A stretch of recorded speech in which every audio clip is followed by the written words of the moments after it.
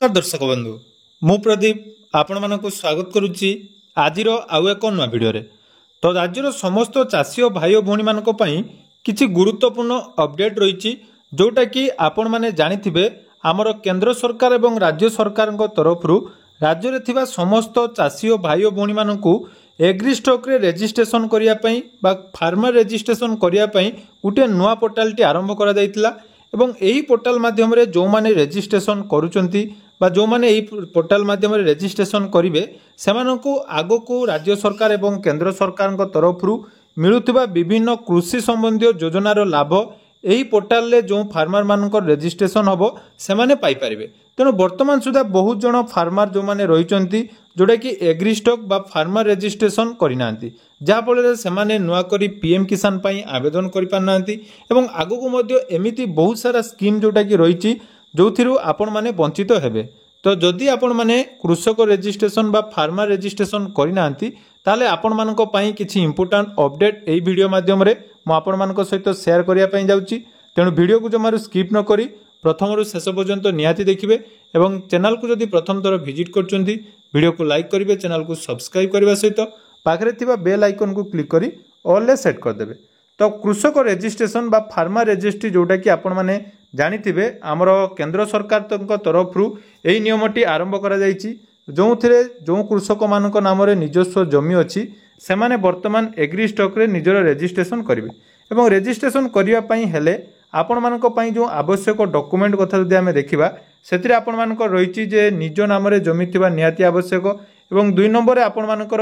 जदि पूर्वरु आपण बापा नाम रे बा जेजेबापा नाम रे जमी अच्छी सेगुड़ी को निज नाम को ट्रांसफर कला परे आपण माने विभिन्न प्रकार सरकारी सुविधार लाभ नै पारिबे। ता सहित देखंतु तो ये कृषक रजिस्ट्री बा फार्मर रजिस्ट्रेशन जदि आपण माने करूनांती ताले देखंतु वर्तमान आपण माने पीएम किसान ले नुआ करी रजिस्ट्रेशन करि परिबे नै एवं पूर्वर को मध्य सीएम किसान ले मध्य या को इंप्लीमेंट करा जिया पई व्यवस्था रही। तेणु यथा संभव आपण माने रजिस्ट्रेशन करिबा निहाती आवश्यक। ता सहित आपण माने जानिथिबे चलित वर्ष जेतेबेले आपण मानकर फसल बीमा बा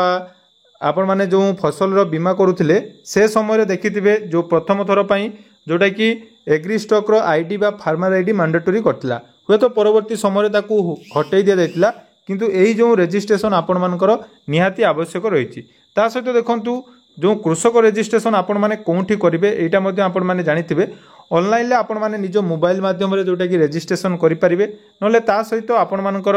जनसेवा केंद्र जोटा कि सीएससी सेंटर रही सेठी आपण मानकर रजिस्ट्रेशन नै परिबो नले पंचायत स्तरीय कैंप जोटा कि आपण मानकर ऑर्गेनाइज जदि न होउची ताले आपण माने निजर